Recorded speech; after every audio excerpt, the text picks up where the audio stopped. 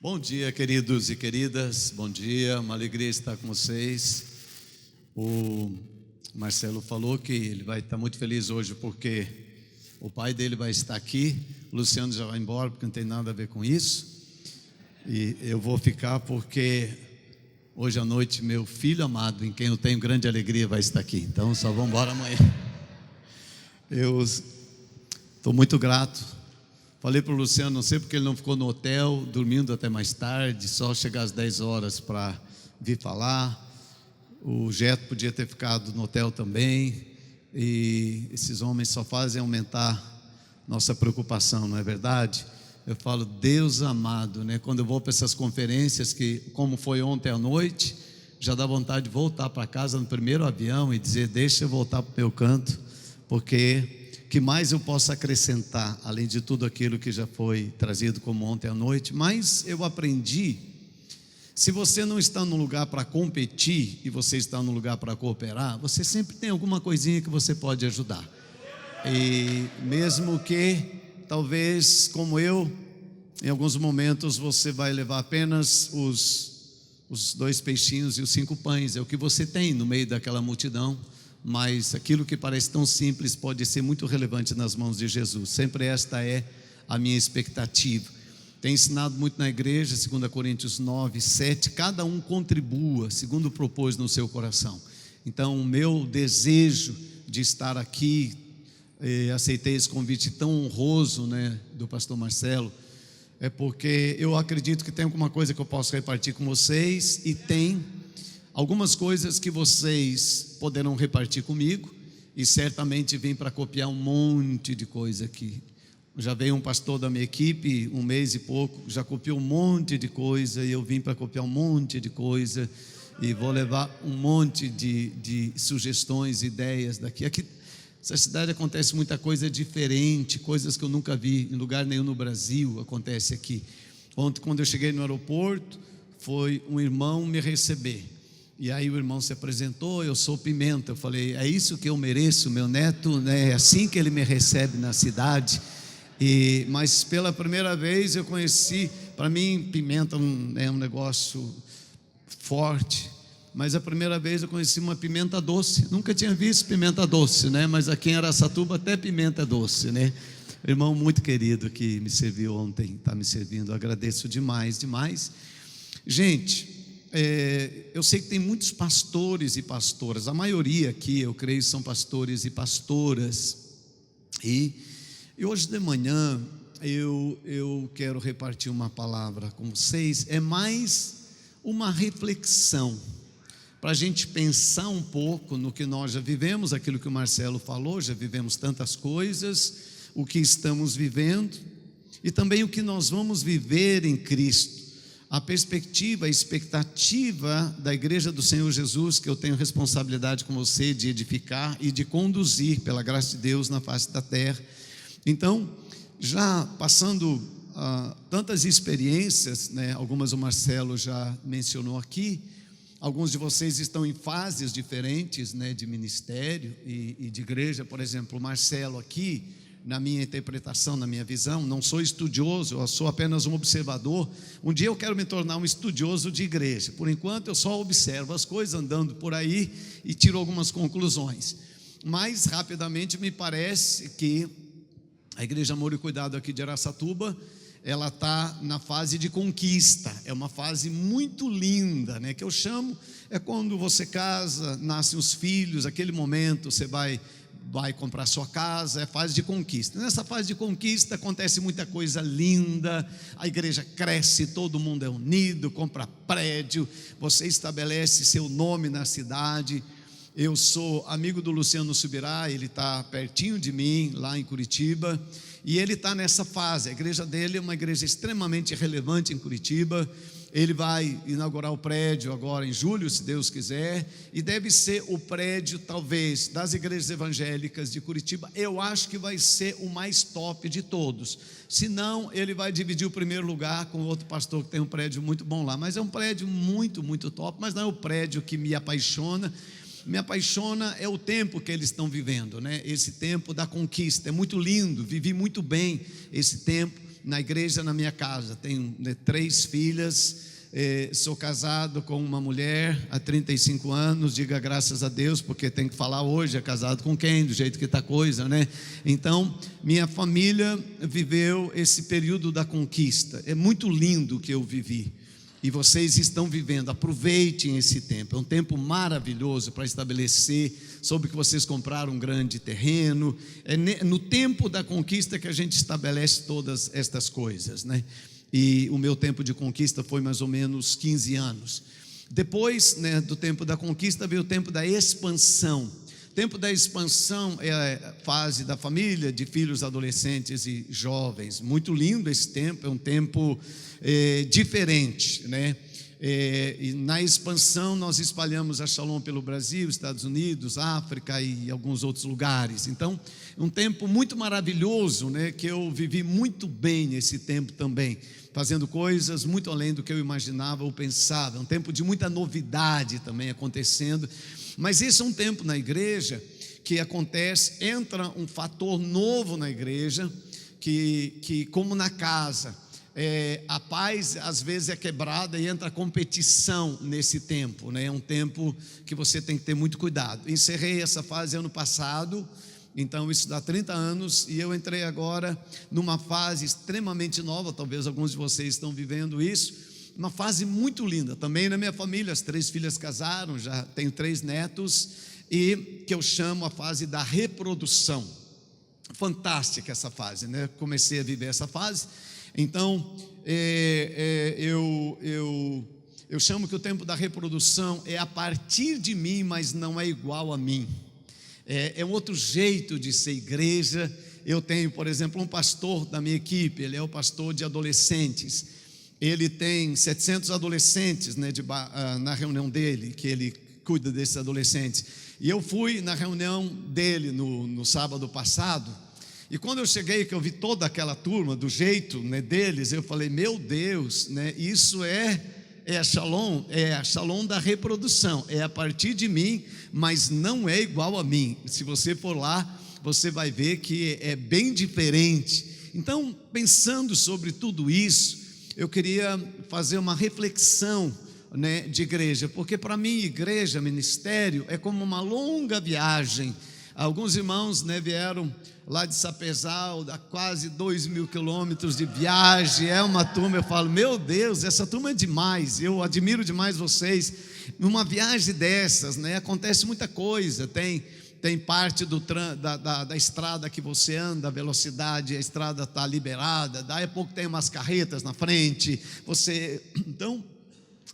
a gente que vive em Curitiba tem trânsito, às vezes você demora mais, então não chove, faz sol, tem que parar para dormir um pouco, restaurante, uma viagem tem muitas coisas. Então um ministério, né, como 30 anos que eu estou à frente da igreja, muita coisa aconteceu e muita coisa vai acontecer. E eu, observando a igreja, eu amo a igreja, eu sou apaixonado. 2 coisas me apaixonam: igreja e família. São as 2 coisas que me faz perder o sono, a igreja e a família, né? O Lula está morando lá em Curitiba agora, e eu não perdi o sono pela chegada dele, nunca perdi o sono por ele, por nada, mas igreja e família me tiram sono. Eu fico horas e horas pensando na igreja e na família. Então, tenho muitos pastores amigos, né, no Brasil, e aprendendo e olhando a igreja, eu tirei alguns pensamentos que eu queria compartilhar hoje com vocês, porque eu estou imaginando que nós estamos vivendo um momento histórico de novo da igreja brasileira no Brasil. Nós vivemos muitos momentos extraordinários. Eu acompanhei, eu converti em 1980, então você vai, alguns de vocês estavam nascendo nesse tempo, então já acompanhei muita coisa aqui, e eu quero compartilhar com vocês minha percepção do que está acontecendo e o que vai ainda acontecer. Eu vou fazer um pequeno relato histórico. Eu nasci, só para contextualizar, eu nasci em 1958. Vou fazer 60 anos agora, né, no mês que vem. E As pessoas, quando eu pergunto a minha idade, que eu respondo, eles falam assim: eu não perguntei seu peso, eu perguntei a sua idade, né? Mas como é tudo muito próximo, e o Marcelo não deveria rir disso, né? Porque ele falou: você tomou café hoje? Eu falei: tomei. Ele falou: deve ter pega uns grãozinhos de alpiste, comido alguma coisa. É assim que ele me trata, né? Mas eu queria pensar um pouquinho sobre o que aconteceu, para a gente ver o que pode acontecer. O tema da minha palavra é uma igreja sem mácula nem ruga. Uma igreja sem mácula nem ruga. Efésios 5:27. É um texto que Paulo está falando sobre família, mas aqui no meio tem uma expressão que eu acho interessante: maridos, ame cada um a sua mulher, assim como Cristo amou a igreja e entregou-se por ela para santificá-la, tendo purificado pelo lavar da água mediante a palavra, e para apresentá-la a si mesma como igreja gloriosa, sem mancha nem ruga ou coisa semelhante, mas santa e inculpável, sem defeito, mas santa e inculpável e sem defeito. Então, sem ruga nem mácula. Eu gosto muito de fazer casamento, amo fazer, faço muito casamento, muitos casamentos, mas é muito ruim fazer casamento de noiva velha. Eu já fiz casamento de uma noiva velha, cheia de ruga e vesga. É muito ruim, fica estranho, né? Eu gosto de fazer casamento quando a noiva é bonita, fiz um casamento domingo passado, noiva muito linda, rosto bem lisinho, né? Bem arrumada, tudo. Então, Jesus faz essa comparação que Paulo diz, né, como deveria ser a igreja. Ruga, você não precisa fazer nada para ela aparecer, você precisa apenas viver. Ela nasce naturalmente. O envelhecimento é uma realidade para todos nós. Gosto de uma frase do Cirilo que ele disse uma vez lá na Shalom: o tempo não perdoa ninguém. Eu acho que o tempo é igual para todos. O envelhecimento é natural. Eu percebo que a igreja, ela também envelhece naturalmente. E nesse envelhecimento da igreja, algumas coisas podem acontecer. Eu não sei sua opinião sobre isso, mas às vezes nesses anos eu percebo que a igreja vai muito bem e daí a pouco ela trava. Alguém já percebeu que sua igreja travou em algum momento? Então a igreja trava, a coisa não anda do mesmo jeito, trava finanças, trava crescimento, travam relacionamentos. E eu comecei a olhar para tudo isso, pensar. Na década de 1960, que muitos de vocês não sabem, né, os sociólogos, alguns chamam, né, essa fase, quem viveu de 1940 a 1960, a geração baby boomer. 1960 por ali, o Brasil era rural, a maioria das pessoas morava na zona rural. Eu chamo a cultura da humildade. As pessoas eram humildes, porque humildade era sinônimo de pobreza. O Brasil era pobre. Seus avós, quem aqui teve avô e bisavô pobre? As pessoas eram pobres e elas achavam isso legal. E elas diziam que pobreza e humildade é a mesma coisa. Quando alguém era muito pobre, falava assim: fulano é humilde. Vocês já viram essa expressão? É bem dessa época, fulano é humilde. Então as pessoas viviam nessa cultura, né, de pobreza. E essa cultura de pobreza, o meio de comunicação era o rádio. E o dom que operava na igreja nesses dias era evangelismo, era eventos de praça. Muitas grandes igrejas nasceram desses eventos de praça, com sanfona, com violão, pastor pregando. Essa era a igreja da década de 60. E essa cultura, ela produziu uma igreja e nós vemos alguns sinais dessa igreja até o dia de hoje. Por exemplo, nessa década nasceu uma igreja baseada em cima da cultura da pobreza, que é a igreja Deus é Amor. A igreja Deus é Amor, ela nasceu nessa cultura da pobreza. E mesmo muitos anos depois, uma vez eu queria conhecer o Davi Miranda, ele foi em Curitiba, e eu fui lá no estádio, onde ele ia fazer uma concentração. E é impressionante, eu peguei o ônibus, e era um horário que estava indo muita gente, e como o pessoal da Deus Amor naquela época fedia, como eles cheiravam mal, porque eles não usavam desodorante, porque quanto mais pobre, mais espiritual você é, quanto menos coisa desse mundo, né? Então as pessoas, elas eram bem pobres mesmo, ou se não tanto, elas se apresentavam como pobres, porque era a cultura da igreja, né? O Brasil para Cristo também nasceu um pouco dentro, algumas igrejas nasceram nesse contexto e se tornaram grandes movimentos. Eu não estou desprezando isso, pelo contrário, só estou olhando, e a comunicação era feita pelo rádio. Isso veio até muitos anos, né? Essas igrejas que nasceram nessa cultura. Depois, essa cultura, ela começou a mudar. Na década de 80, por exemplo, já não era mais a cultura da pobreza. O Brasil não é mais rural, o Brasil começa a ser urbano agora. As pessoas começam a sair, né, do campo, e elas começam a ir para a cidade. Aqui vai acontecer um fenômeno muito interessante. Muitos pastores lá no interior trabalhavam para ganhar pessoas para Jesus, batizavam, e as pessoas iam embora para a cidade. As igrejas dos grandes centros começaram a crescer e começou a se formar grandes igrejas na década de 80. Agora, o foco não é mais a humildade, agora o foco é a obediência.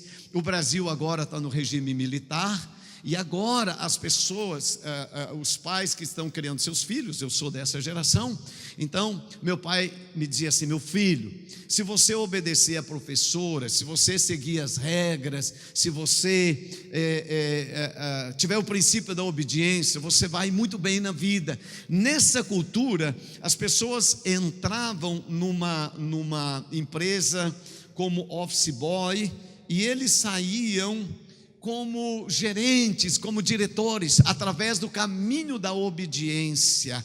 Tudo aqui, o pensamento é sólido, as coisas demoram demais para acontecer, né? Você conhece as pessoas pelo número do telefone, você conhece as pessoas pelo carro que elas têm, porque elas têm aquele carro há muito tempo.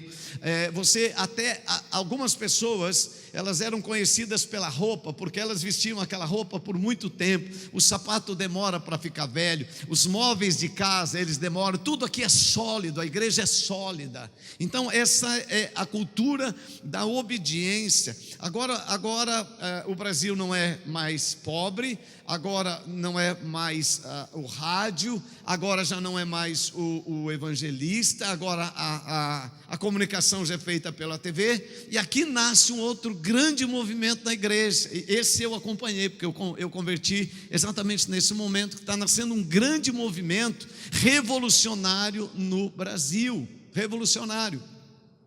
Aqui nasce, vindo da Argentina, entra no Brasil, o movimento das comunidades, entra o discipulado na cultura da obediência. E aqui a igreja passa por uma grande revolução. Entra aqui as músicas que não são mais do cantor cristão nem da harpa cristã, vai ser os que a gente chamava na época de cânticos avulsos ou corinhos. Tem alguém aqui dessa época? Tem. Sejam bem-vindos, é bom saber que eu não estou sozinho. Isso vai criar uma grande revolução aqui. Agora, aqui vai nascer uma coisa interessante que nós vamos entender lá na frente. Os pastores, eles começam a falar que as placas não são importantes, que a unidade da igreja é muito importante, e vai acontecer algo interessante aqui. Até então, as denominações tradicionais, os pastores mudavam muito de igreja, tipo batista, cada 3 anos mudava de igreja, no máximo 5 anos.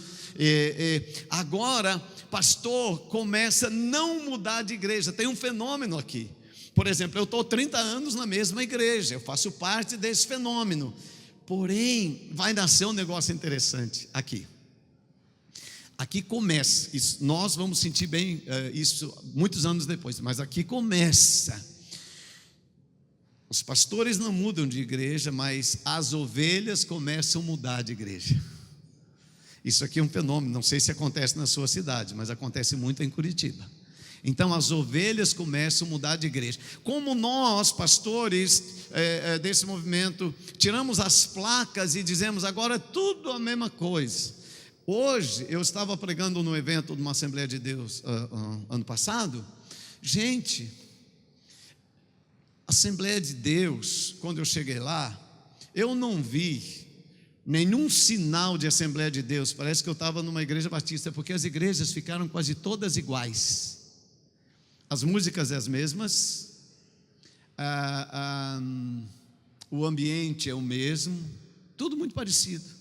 Então as pessoas agora transitam nessas igrejas como se fosse, por exemplo, se alguém sai da Batista e vai para a comunidade Alcance, ela se sente que está na mesma coisa. Se ela sai da comunidade Alcance e vai para a Assembleia de Deus lá do Silas Malafaia, para ela é a mesma coisa.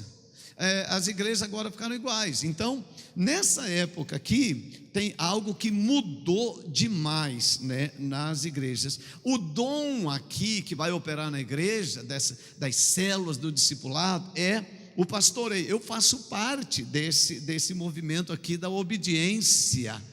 E nossa igreja cresceu muito, né, nesse movimento do discipulado através da obediência. É uma bênção, é uma maravilha. Só estou pensando com vocês, né, nos movimentos. Então 60 tem uma mudança da igreja, 80 tem outra mudança da igreja de novo, muito grande. Agora, vamos um pouquinho mais para frente, aqui já televisão, etc. 2000 muda de novo. 2000 é a geração, 60 é a geração da humildade, o dom é evangelismo, 80 é a geração da obediência, o ministério é pastoral. Isso aqui tudo é conclusão minha, irmão. Por favor, isso aqui é só um pensamento, isso aqui só estou pensando com vocês. Em 2000, nasce uma outra geração, acontece alguma coisa que muda de novo. Agora é a geração das minhas filhas, né? Eu tenho 3 filhas, a Midian tem 32 anos, a Thalita 28, a Rebeca 26. Eu começo a ver que as minhas filhas não curtem a pobreza, elas não acham legal ser pobre, como meus pais. Elas também não curtem muito a obediência. Não sei se você percebeu isso na sua casa, né? Não é a maior curtição a obediência. O que as minhas filhas vão curtir? As minhas filhas curtem o conhecimento e a tecnologia. Elas querem conhecer tudo. Elas usam tecnologia. E agora, 60 o Brasil era rural, 80 ele é urbano, em 2000 ele é global. A coisa é global agora. A igreja, a sociedade é global. E aqui, se até 80 o pensamento era sólido, o pensamento agora é líquido, ou seja, ele não tem forma. Eu não sei se você já percebeu o impacto disso na igreja. Uma pessoa chega e fala assim: pastor, Deus me mandou para a sua igreja. Ô Luciano, aconteceu uma coisa muito interessante, que a gente troca de ovelha lá em Curitiba, né? E aí, eu tenho ovelhas que estão lá com o Luciano, e chegou um casal lá do Luciano para a nossa igreja, e eles chegaram e falaram assim: olha, a gente ficou 2 anos lá com o Luciano, muito bom, mas agora a gente decidiu vir para cá. E aí quando eles chegam, eles não falaram mal da sua igreja, mas eles elogiaram muito a nossa igreja. E a gente vai ficar aqui, e isso aqui é uma bênção, etc e tal, e a gente fica contente. E a gente acredita que aquilo vai ser até a volta de Cristo. Não durou 6 meses, eles mudaram de novo, porque o pensamento não é sólido. Eles vão andando à medida que vão. E aí o Luciano, ele falou tão bem de mim, de você. Ele falou assim: o Luciano que era legal. E quando a gente entrou, eu não sei se você falou isso, mas ele falou, o Luciano disse, quando a gente entrou lá, que é para a gente ficar lá até que a gente esteja muito bem, e se a gente também achar que deve ir, a gente pode ir. Claro, a gente não pode fazer outra coisa, é assim mesmo a vida. Mas você vai perceber que agora esse povo aqui, eles têm uma liberdade, eles entram e saem sem ter que prestar conta, entre aspas, para ninguém, porque o mundo agora é global, não tem mais barreiras, nem de igreja, nem nada. Então, aqui, o dom agora, que eu estou assim, pensando, o que está em alta, porque o negócio é conhecimento, e eu estou aprendendo com todos, e eu estou quase certo na minha teoria, porque eu vejo isso na prática. A igreja do Luciano, que é uma das igrejas que mais cresce em Curitiba, estou aqui diante de um homem e estou falando a verdade. Eu estudo a igreja do Luciano de manhã, de tarde, de noite, e outras igrejas em Curitiba, e ele sabe. As igrejas que mais estão crescendo em Curitiba, Luciano, que eu não vou mencionar aqui, elas estão pautadas em tecnologia e conhecimento. Entende isso? Você sabe dos pastores que eu estou falando lá. Os caras são bons em tecnologia e são muito bons. Quando eu falo de conhecimento, eu falo daquilo que a gente viu ontem à noite aqui, daquele tipo de ensino que você entende as coisas. A minha geração sentia Deus, essa geração compreende Deus. O Luciano explica para a gente, ele não faz a gente arrepiar, mas o Jetro faz a gente arrepiar. O Domingos vai fazer a gente arrepiar, porque essa geração é a geração que sente, essa geração é a geração que compreende.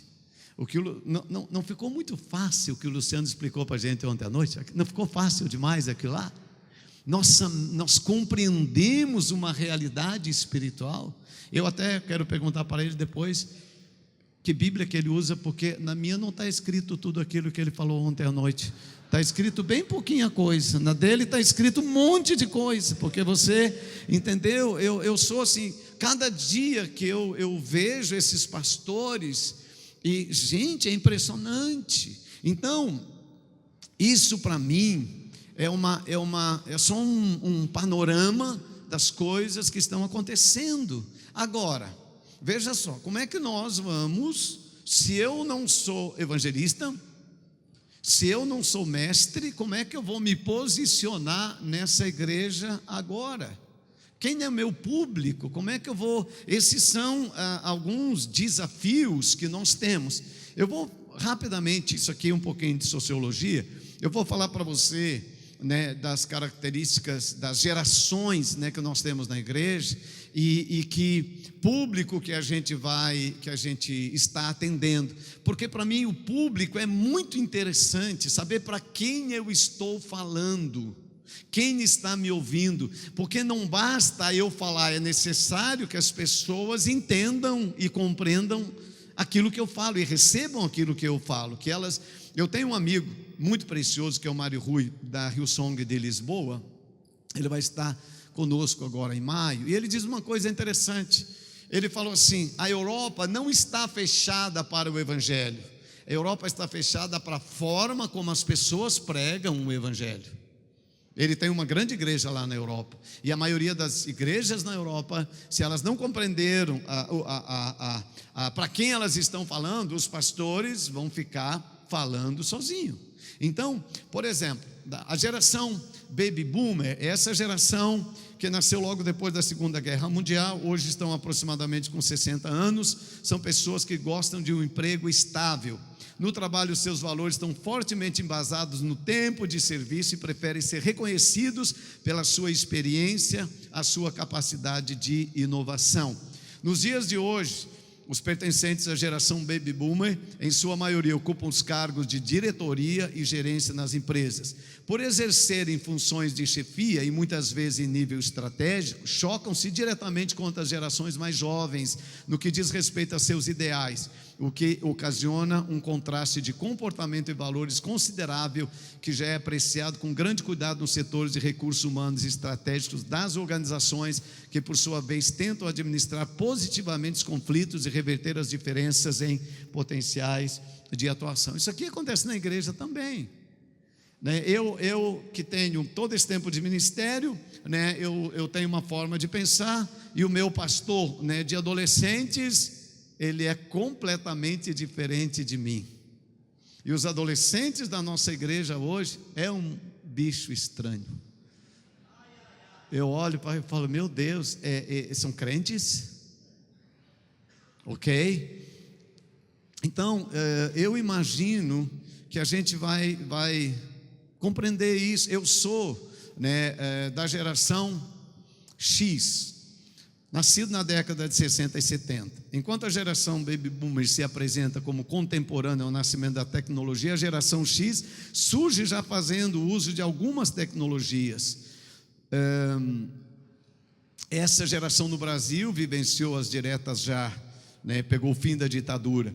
No meio profissional é caracterizada por certas resistências em relação a tudo que é novo, além de apresentar insegurança em medo de perder o emprego para as pessoas mais novas. Enquanto a geração Baby Boomer se apresenta contemporânea com o nascimento das tecnologias, a geração X surge fazendo uso de algumas delas. Nós vivenciamos, por exemplo, na empresa que eu trabalhava, eu fui a primeira pessoa a trabalhar com computador. Então, eu fiz parte, do começo da tecnologia. E eu acredito que essa geração X, que inclui as pessoas que nasceram, dos anos 60 aos anos 70, nós vimos o surgimento do computador, a internet, o celular, a impressora, surgimento dos e-mails e tudo.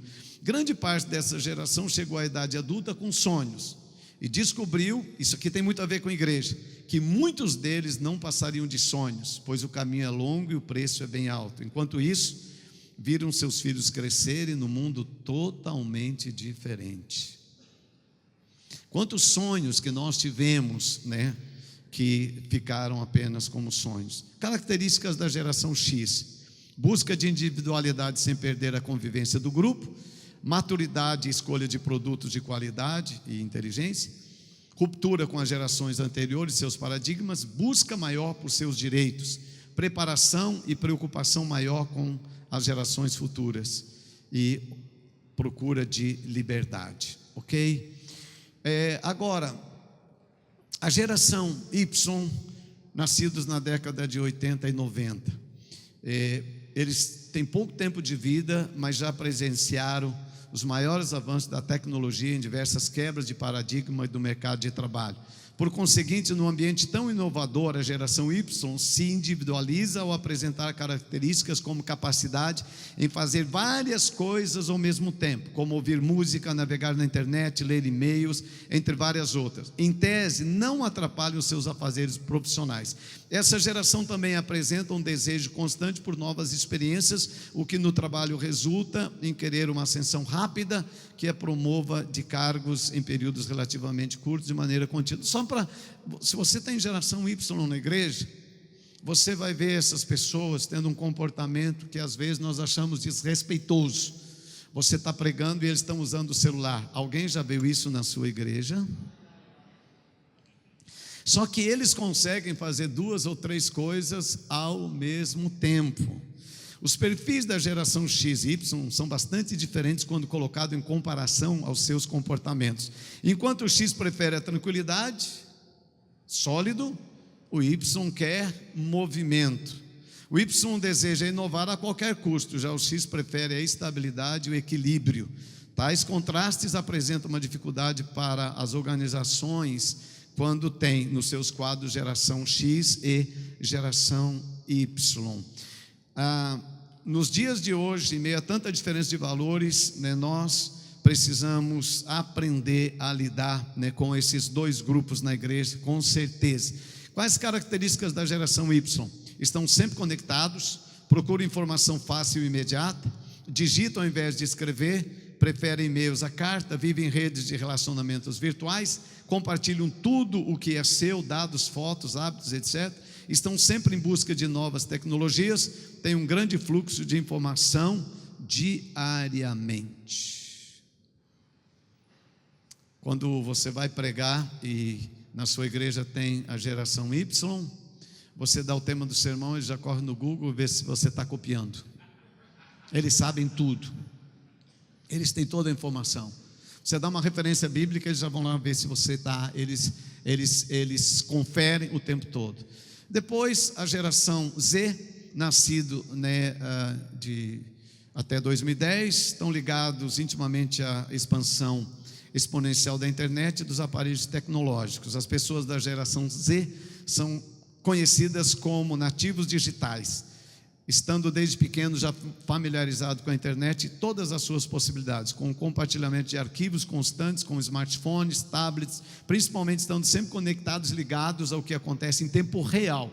Integrantes dessa geração nunca viram um mundo sem computador, e como informação não lhes falta, estão um passo à frente dos mais velhos, conectados e adaptados aos novos tempos. A geração Z é um tanto quanto desconfiada quando o assunto é carreira de sucesso e seus estudos. A maioria já não acredita mais em fazer só uma coisa para o resto da vida, ou passar sua vida profissional inteira em uma empresa. A geração Z, os jovens dessa geração apresenta um perfil extremamente imediatista. Isso na igreja é uma maravilha. Esse tipo de atitude sugere que tais jovens terão sérios problemas no mercado de trabalho, quando exige habilidade para trabalhar em equipe. Quais são as características? Desapegados das fronteiras geográficas. Isso aqui na igreja, isso aqui vai ter um impacto direto na igreja. Demasiadamente ansiosos, falta de intimidade e relação social, forte responsabilidade social e necessidade extrema de interação e exposição de opinião. E por último, a geração alfa, para aqueles que nasceram depois de 2010, uma geração determinada por pessoas ou crianças extremamente independentes e com grande potencial de resolver problemas dos seus pais e dos seus avós. Quando o seu smartphone não funciona, quem que você chama para resolver as coisas? Quando o seu computador não funciona, quem resolve as coisas? Na educação da geração alfa, os pais continuam sendo uma figura de autoridade, no entanto, existe mais diálogo.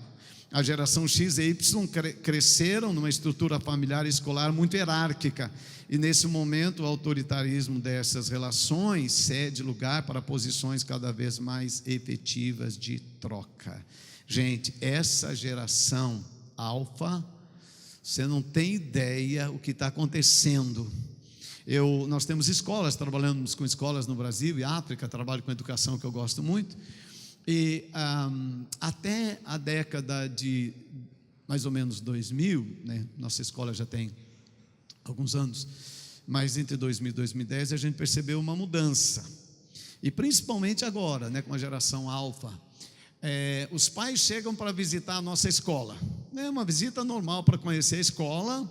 Alguns anos atrás, quando a sociedade era mais hierárquica, o pai perguntava o valor da mensalidade, conhecia a escola, dizia para a esposa: amor, você gostou da escola? A esposa: sim. Então eles faziam a matrícula. Era desse jeito. Sabe como é agora? Os pais levam os filhinhos, porque eles participam da decisão agora. Então eles mostram a escola. A criança tem 6 anos, 5 anos. E aí o marido faz a mesma pergunta: querida, você gostou da escola? Sim. Eles fazem a matrícula nessa hora? Não. Quem vai decidir a parada realmente? Os filhos.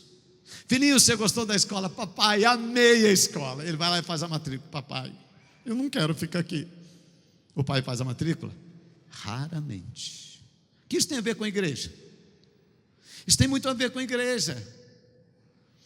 Muitas pessoas que estão na nossa igreja, dessa gente que transita na liberdade global, eles estão na nossa igreja, porque a geração Baby Boomer não é muito de trocar, e a geração X também não é tanto, mas a geração Y e Z troca direto, porque eles são líquidos, o pensamento não é estável. Então eles chegam na nossa igreja, a primeira coisa que eles querem conhecer na nossa igreja, o que você acha que é? A igreja de crianças, mais do que qualquer coisa. E nós temos várias famílias que estão na nossa igreja por causa da igreja de crianças. Então, a configuração da igreja, ela vai mudando rapidamente. E se você não entender o que está acontecendo, você vai ficar muito perdido no meio de tudo isso. Por isso, irmãos, que eu estou repartindo isso com você. Agora, vamos pensar nessa igreja sem ruga. Ruga, diga assim, ruga é coisa de velho. Paulo está dizendo que é para a igreja não ter ruga, ou então ele está dizendo que não é para a igreja envelhecer, não é para a igreja ficar velha. O que é uma igreja velha? Deixa eu te contar uma história para começar a ilustrar esse ponto aqui, tá? Eu sempre fui, desde que eu comecei a Shalom, um pastor inovador. Essa era a minha característica. Nossa igreja era muito tradicional, uma igrejinha pequena, 25 pessoas, batista, uma congregação da primeira igreja batista de Curitiba. Quando eu cheguei, eles falaram assim: aqui nós não cantamos música que não seja do cantor cristão. Aqui nós não batemos palmas. Aqui era uma congregação extremamente tradicional, ok? E cheia de ruga. Ela não era velha na sua existência, mas era velha no seu pensamento e no seu comportamento.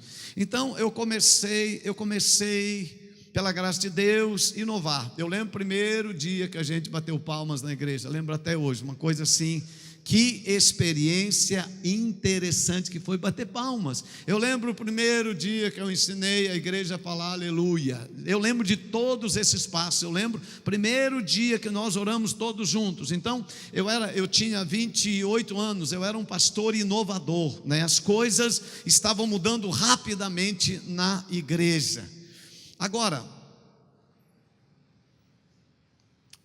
passaram-se os anos, e o ano passado eu estava com a minha equipe, e eu falei: Deus, faz 15 anos que nós fazemos o Tadel igual, faz 15 anos que nós fazemos célula igual, faz 15 anos que nossa igreja está igual. Falei: o que aconteceu comigo? Aí eu estou nessa crise pensando. Uma jovem da nossa igreja, janeiro de 2017, 28 anos, passa mal, dia 2 de janeiro vai para o hospital, está com uma crise renal violenta, vai para a UTI, quase morre, fica um mês na UTI, eu vou no hospital visitá-la, oramos, 2 meses depois ela saiu do hospital, foi curada, um milagre. Ela disse: pastor, quero fazer um culto de ações de graças. Eu gosto desses cultos especiais. Fizemos domingo à noite. Ela chama toda a família Assembleia de Deus, seus pais, avós, todo mundo. Veio aquela turmarada da Assembleia de Deus, sentaram assim, encheram um lado da igreja, aquela turma, um culto abençoado, foi muita bênção. Terminou o culto, vou lá cumprimentar o pessoal. No meio sai uma vozinha, uma senhora, uma irmã, com aproximadamente 85 anos, da Assembleia de Deus, modelo originalzinho, sapatinho preto, meinha preta, sainha comprida, blusinha branca abotoada aqui com um brochezinho aqui, eu acho que chama assim aqui, abotoado aqui, e um coque, originalzinho, original. Pessoa cheia de amor. Ela me chama e fala assim: pastor, que igreja maravilhosa que o senhor tem, pastor, que obra do Espírito Santo que tem nessa igreja, pastor. Eu chego até a arrupiar.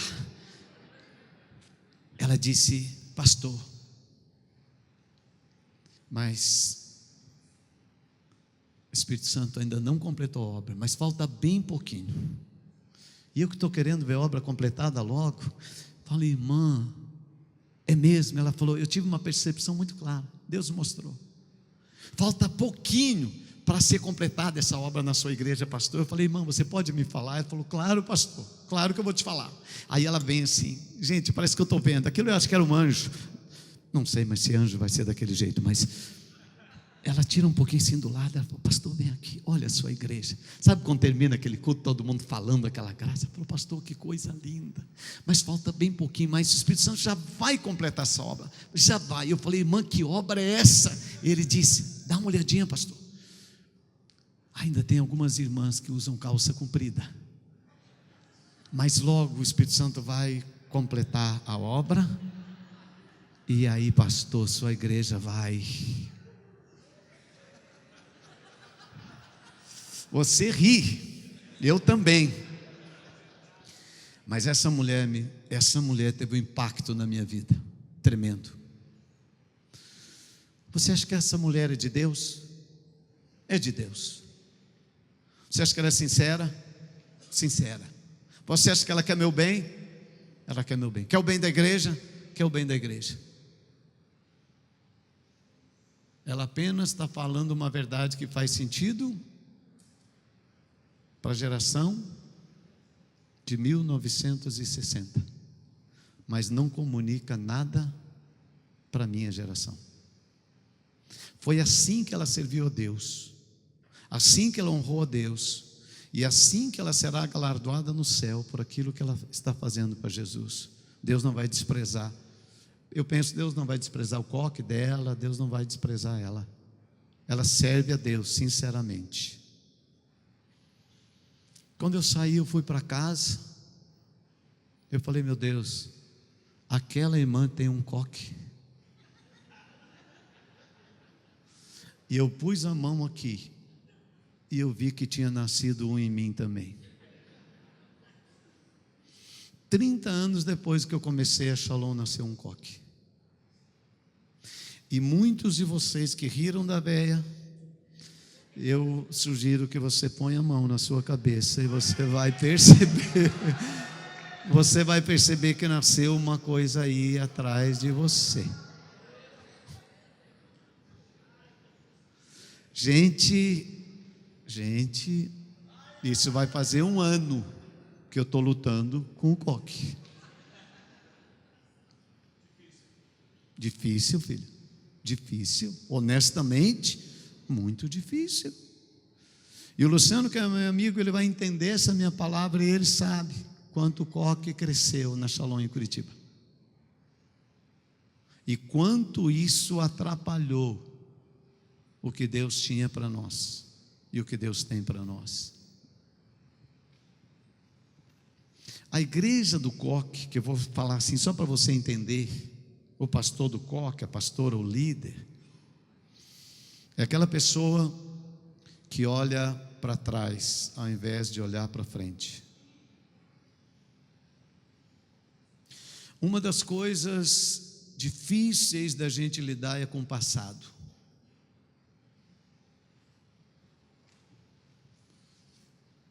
Filipenses 3,13, Paulo diz, irmãos, quanto a mim, não julgo o que haja alcançado, mas uma coisa eu faço: eu esqueço as coisas que ficaram para trás, para que eu possa avançar para aquelas que estão adiante. Eu prossigo para o alvo pelo prêmio da soberana vocação celestial de Deus em Cristo. Gente, Deus criou o ser humano para andar para frente. Diga, andar para frente. Olha para os seus pés e vê que os seus pés estão apontados para frente ou para trás? Para frente. Deus te criou para andar para frente. Os pés estão para frente, os olhos estão para frente, a visão está para frente, todo o seu corpo foi projetado para andar para frente. Mas quando o tempo vai passando, nós não percebemos e começamos a olhar para trás. Você não ensina, não diz para uma criança que ela tem que andar para frente. Ela simplesmente vai começar a andar e ela vai para frente. E quando nós começamos o ministério, nós não temos passado, então nós só olhamos para frente. Mas à medida que o tempo vai passando, o coque vai crescendo e a gente começa a olhar para trás e discutir as coisas lá de trás e perdemos a possibilidade de andar para frente. Essa frase eu acho fantástico, é do Mário Rui, meu amigo. O passado é de pedra, o futuro é de barro. Se você é uma pessoa voltada para o passado, meu irmão, sua vida vai ser dura. Passado a gente não muda, está lá, está escrito, não muda. O futuro é de barro. O futuro você pode mudar, o futuro você pode mudar. Eclesiastes 7,10 diz assim: não digas, por que razão foram os dias passados melhores do que estes? Porque não provém da sabedoria esta pergunta.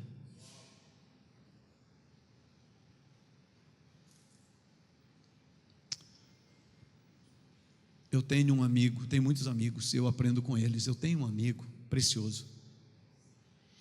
Em 1980, ele foi visitado numa igreja tradicional pelo Espírito Santo, jovenzinho.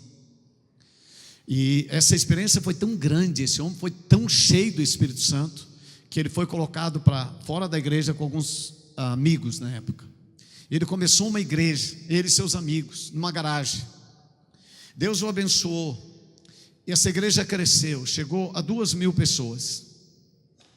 Ele construiu um prédio lindo, um prédio de educação religiosa grande. Ele construiu muita área social na igreja.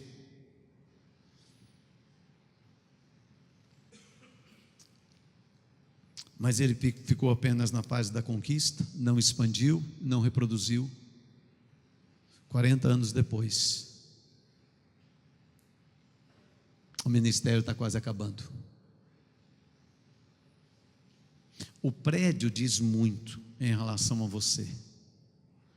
Se você for naquele lugar, os bancos ainda são de madeira, como era há 40 anos atrás. A igreja é pesada. Esse tipo de igreja, alguns estudiosos chamam de elefante. Se move muito devagar, a estrutura é muito pesada, a estrutura ocupa o centro de tudo. A discussão da igreja está voltada para a estrutura. Uma igreja tigre, como alguns dizem, essa é uma igreja tigre, vocês ouviram isso nos Estados Unidos? É uma igreja leve. A estrutura é leve, ela é voltada para pessoas. Eu fui pregar numa igreja no aniversário de 100 anos da igreja. Nunca mais quero voltar naquele lugar. Que lugar horrível, porque tudo lá era voltado para o passado. Eu não gosto de ir em asilo, eu preciso ir. Sabe asilo? Asilo não é o melhor lugar para a gente terminar os nossos dias. A forma como tem. Porque você chega no asilo, você não tem esperança, você não tem futuro, você tem passado. Eu gosto de ir em creche. Eu gosto de berçário. É diferente. Estou falando de gosto, não estou falando existem essas coisas. Jesus, ele tinha uma coisa impressionante. Jesus, ele quando criando essa igreja, né, sem ruga, Jesus não estava preocupado com o passado. Jesus estava preocupado com o futuro. E o futuro leva a Jesus olhar para as pessoas. Gente, o nosso coque não é mais se vai deixar cabelo comprido ou curto. O nosso coque hoje está, por exemplo, na política. Você vai discutir política na igreja ou não vai? E aí o coque aparece, e tem uns coques bem grandes. Eu acho engraçado como a igreja discute as coisas. As mulheres, eu não estou defendendo nada, só estou pensando com vocês. Aqui, eu vejo que mulheres pintam o cabelo. Pode pintar o cabelo? Mulher pode pintar o cabelo aqui, Marcelo? Pode.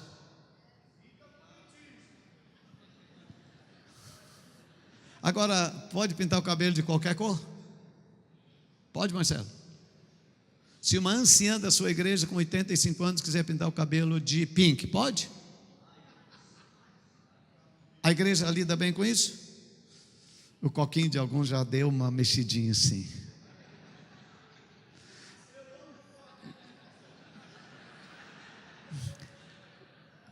pode se for preto, marrom, loiro, mas se for pink, o pecado está na cor. Onde está o pecado no meio disso? Mas é assim que nós lidamos com as coisas. A igreja do Coque, ela tem esses problemas com as coisas assim. Ela não é coerente. Eu não estou defendendo aqui, por favor, só estou pensando com vocês. Pode fazer tatuagem? Não pode. Por favor, não me responda. Muitas igrejas dizem não pode. Os jovens não podem fazer tatuagem. Mas a geração X pode ir lá no cabeleireiro e fazer sobrancelha permanente.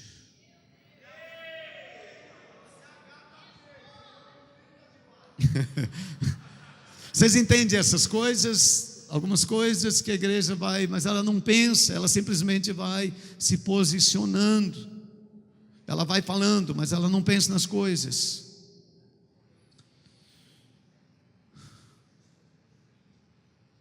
Quando eu olho para tudo isso, né, quando eu vejo os meus jovens lá de calça rasgada, pode ou não pode? Jesus daria alguma atenção para isso?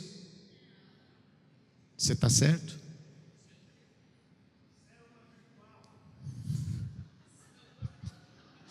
Muito engraçado isso. Tem umas coisas que a gente lida bem e as outras, gente, isso aqui, ó, isso aqui é roupa de pastor? Isso é roupa de pastor? Hoje é. Mas há 10 anos atrás não era. Agora, gente, faz diferença se eu estou com essa roupa, se eu estou de terno, em relação àquilo que eu sou? Não faz. Mas a geração do Coque, ela olha para o exterior. E a Bíblia diz que Deus olha para o interior. Isso é super interessante quando nós vamos pensar nessas coisas.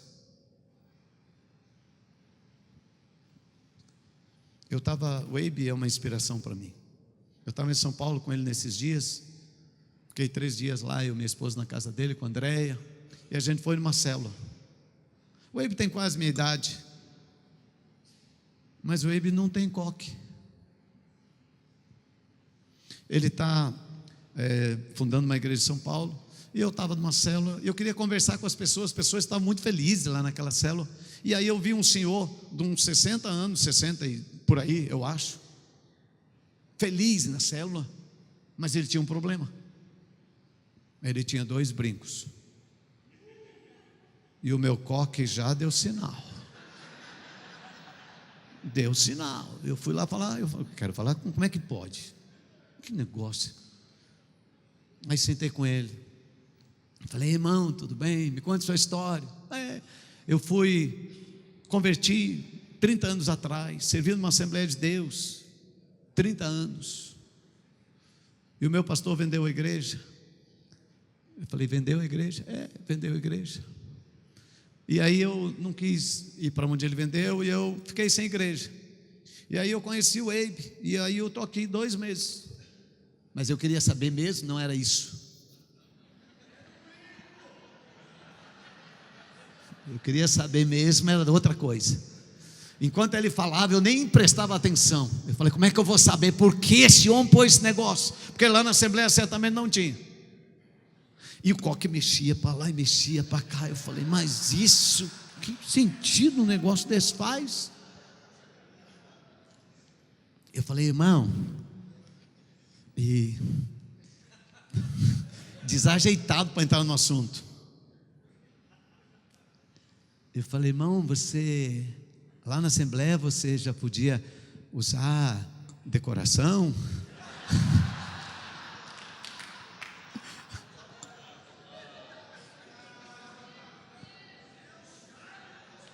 Ele disse, pastor, eu vou te contar. Eu falei, me conta logo. Ele disse, foi assim. Eu tenho uma filha já jovem, e ela não queria ir muito para a igreja. Me sentia conectada lá na igreja. E quando nós saímos, aí nós viemos aqui para a Igreja da Paz, faz 2 meses. E ela disse, pai, eu queria fazer uma coisa. Você deixa? Eu disse, não sei. eu queria colocar dread no meu cabelo.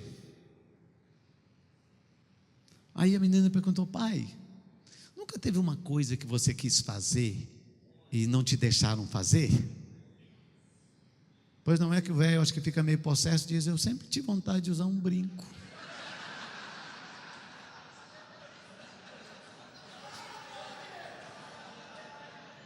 Ela disse: pai, então vamos fazer um negócio. Você vai comigo para eu pôr dread, eu vou com você para você pôr brinco. Só pode ser do mal. Essa hora meu coque estava. Ele disse: vamos, filha.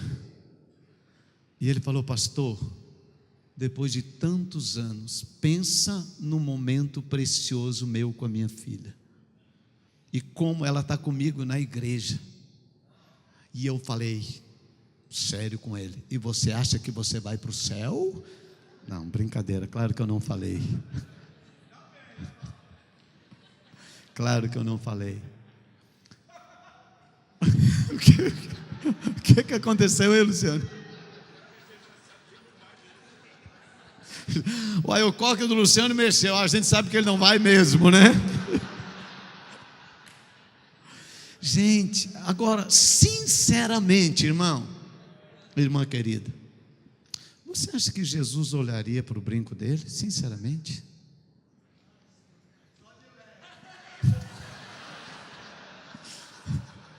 Gente, eu não estou defendendo nada aqui. Eu estou apenas pensando com vocês.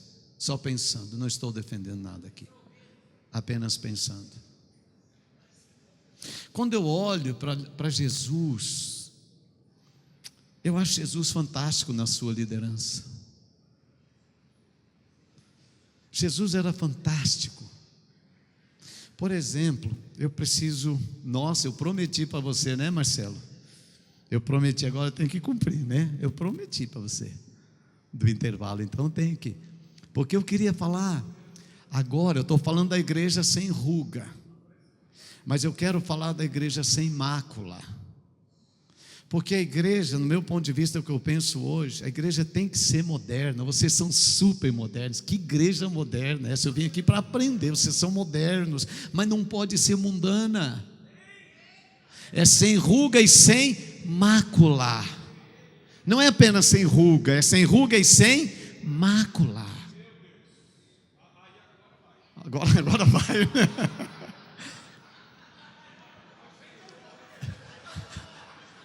Gente, é isso que me apaixona no ensinamento de Paulo, é isso que me apaixona no ensinamento de Jesus, e é isso que eu olha, o Marcelo é um homem sério, o Luciano são homens sérios, eu convivo com esses homens, as igrejas deles são modernas, mas a santidade faz parte da vida da igreja. Eu quero ter uma igreja moderna, mas eu não quero abrir mão da santidade, de ser uma igreja sem mácula, entende? Isso para mim é muito importante, muito importante. Agora, deixa eu te falar uma coisa que eu penso. Santidade. Esses dias fui falar numa das nossas igrejas, o tema era esse. Então fui estudar um pouquinho de santidade, porque eu tinha uma visão de santidade um pouco a partir do coque. Uma santidade que existe para servir de padrão para aquilo que eu espero que seja o comportamento dos outros. A minha santidade é o padrão para você. Então aquilo que para mim é certo, passa a ser certo no meu juízo para você. A santidade muitas vezes na igreja, e na igreja do coque, ela é usada para servir de parâmetro para julgamento dos outros. E para mim um dos grandes impedimentos da igreja, na nossa geração crescer, é o julgamento, o juízo que nós fazemos dos outros. Uma igreja julgadora. Qual o meu problema na conversa com esse irmão? Era meu julgamento que eu estava fazendo com ele antes de conhecê-lo. Eu estava julgando pela aparência. E a igreja do coque julga pela aparência. Aquela irmãzinha tão querida, mas o que ela fez? Ela disse que aquela irmã que está usando calça comprida, ela não tem um coração reto, ela não é uma mulher cheia do Espírito Santo por causa da calça, ela está julgando pela aparência. Eu só estou pontuando isso. Agora, minha esposa usa calça comprida, sua esposa usa calça comprida, e você sabe da vida santa que nossas esposas têm em Deus. Não se discute isso. Quando eu olho a santidade, essa igreja sem mácula, quando Jesus encontrou aquela mulher apanhada em adultério, eu entendo isso. Os homens do coque vieram com um padrão de santidade, e através do padrão de santidade deles, eles falaram: vamos julgar essa mulher, a lei diz assim. E Jesus fala uma coisa que me surpreende, ele diz assim: gente, eu não estou aqui para julgar. Diga assim: eu não estou aqui para julgar. Eu não estou aqui para julgar. Ele disse: não julgueis, para que não sejais julgados. Eu não vim para julgar, não estou aqui para julgar. Mas os homens do coque queriam que Jesus julgasse. Eles tinham toda a aparência para, embasado na santidade, para fazer o julgamento. Jesus disse: eu não vou julgar, eu não estou aqui para isso. Então ele disse: se vocês quiserem, julgo vocês, eu não vou julgar. Ele só lembrou algumas coisas. Se o seu padrão interior de santidade alcançar esse nível, julgue. Agora, o que eu aprendo? Jesus diz assim: o meu padrão de santidade não é para julgar, o meu padrão de santidade é para incluir os pecadores no reino de meu Pai. É muito diferente. Isso é muito diferente. Ele diz: eu tenho uma vida sem mácula, não para julgar você, mas para que você possa entrar nesse reino sem mácula. Então, quando eu comecei a entender isso, falo: meu Deus, minha santidade, ela precisa ser uma porta aberta para que os pecadores possam conhecer a Cristo, e não um parâmetro de julgamento dos outros. A irmã do coque me ensinou demais aquele dia. Eu aprendi demais com ela, e eu estou aprendendo demais, e eu acredito realmente que esse é o padrão de Deus para nós. Eu termino rapidamente contando uma história de algo que aconteceu. Nesse tempo que nós estávamos começando a igreja, que eu não tinha esse passado, não tinha esse juízo, não tinha coque, nós apenas amávamos a Deus e amávamos as pessoas. Esse era o nosso coração. Eu não tinha juízo, mas eu soube, assim que eu assumi a igreja, que tinham 3 pecados gravíssimos na igreja. Entre nós havia um pedófilo, havia uma mulher que tinha uma história de ter roubado uma criança, e tinha a história de adultério. Então me contaram a história e usaram a santidade para julgar essas pessoas. Eu não tinha como fazer DNA, não tinha um monte de coisa de recursos, e eu olhei para a igreja e eu disse: Deus, o que eu vou fazer? Eu não consigo julgar isso. As pessoas queriam que eu julgasse essa causa, que eu me posicionasse, e eu disse a eles: eu não tenho como julgar essa causa, eu não tenho as provas que eu preciso para julgar. Mas eu não queria uma igreja com ruga, mas eu também não queria uma igreja com mácula, mas isso estava, essa era a nossa história. Então, quando eu disse: Deus, eu não vou julgar essas pessoas, elas estão aqui, elas me ouvem todo domingo, eu não vim aqui para julgá-las, eu vim aqui para amar o Senhor e amar as pessoas, mas eu não gostaria que a nossa igreja, ela fosse uma igreja que o mundo e as práticas do mundo estivessem dentro dela, porque 1 João 2,15 diz: não ameis o mundo, nem o que no mundo há. Se alguém ama o mundo, o amor do Pai não está nele, porque no mundo tem a concupiscência da carne, a soberba da vida. Eu disse: Deus. Então eu e minha esposa começamos a orar: Senhor, nós não viemos julgar. Nós não viemos julgar. E 1 ano e meio, nossa igreja devia estar mais ou menos com umas 100 pessoas por aí. Um domingo de manhã, tínhamos orado, já tínhamos aprendido a orar, no Espírito. E domingo de manhã, depois da escola dominical, eu fui pregar. Quando eu chego na frente, pego o microfone, eu começo a pregar, eu ouço um grito no meio da igreja, um urro, uma coisa horrível. Levanta uma mulher, ela sai correndo lá do meio, ela chega aqui na frente, ela toma meu microfone, eu não consigo nem reagir àquilo. E ela começa: eu preciso confessar os meus pecados. O marido dela está sentado na segunda fila, e ela diz para ele: antes de casar, pouquinhos dias antes de casar, eu saí com um ex-namorado e eu engravidei dele, eu traí você. Esse filho que está na nossa casa não é teu. Gente, e aí já levanta a outra lá e começa a confessar. Gente, pecado, uma gritaria, o negócio, o homem começa a xingar a mulher, a outra começa a confessar pecado, o pedófilo se levanta, sai correndo da igreja. O culto acabou em confusão. Não acabou o culto, numa gritaria, uma loucura, diria assim, acabou o culto. Eu disse: acabou a igreja. Acabou a igreja. As pessoas foram embora rapidamente, gritando, discutindo uma com as outras. Eu fiquei parado olhando, eu disse: Deus, acabou a igreja. Acabou a igreja. Eu disse para minha esposa, ficou sentada, eu falei: amor, acabou. Acabou. Ela disse: amor, vamos para a casa desse casal, da mulher que confessou. Nós chegamos lá, o marido estava arrumando a mala para ir embora. Nós entramos. Eu disse: senta aqui. Eu falei: sua esposa fez uma coisa nobre. Ele disse: nobre, pastor? Você chama isso de nobreza? Eu falei: sim, nobre aos olhos de Deus. E começamos a ali ministrar. Aquele dia não comemos. Quando chegou 5 horas da tarde, eu falei para minha esposa: eu acho que não vai ter reunião hoje à noite, não vai ter pessoas para ir.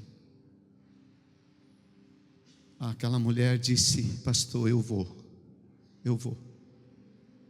O marido dela já estava quebrantado e disse: pastor, eu vou também. Então eu falei: Jesus disse, se tiver 2 ou 3 já dá para funcionar. Então eu disse: meu Deus, as 2 pessoas que sobraram, o traído e a traíra. Como começar uma igreja de novo? Então nós fomos. Eu sentia tão honrado de caminhar ao lado deles, voltando. Eu não tinha vergonha deles, eu tinha honra deles, porque eu estava conhecendo uma igreja sem mácula. Jesus havia lavado a igreja naquela manhã. E quando nós chegamos, daí a pouco começaram a chegar as outras pessoas. E vieram quase todas as pessoas, menos o pedófilo. Ele fugiu da cidade. Mas naquele dia, Deus nos ajudou a ter uma vida de igreja sem mácula. Essas pessoas estão na igreja e são líderes importantíssimos da casa de Deus. Eu os amo tanto, tantos anos. Uma dessas mulheres se tornou uma das maiores profetas da nossa igreja. Em 30 anos, nenhuma palavra que essa mulher fala, Deus deixa cair por terra. Deus cumpre todas. Porque Paulo diz, o propósito é que a igreja seja sem ruga, sem coque e sem mácula.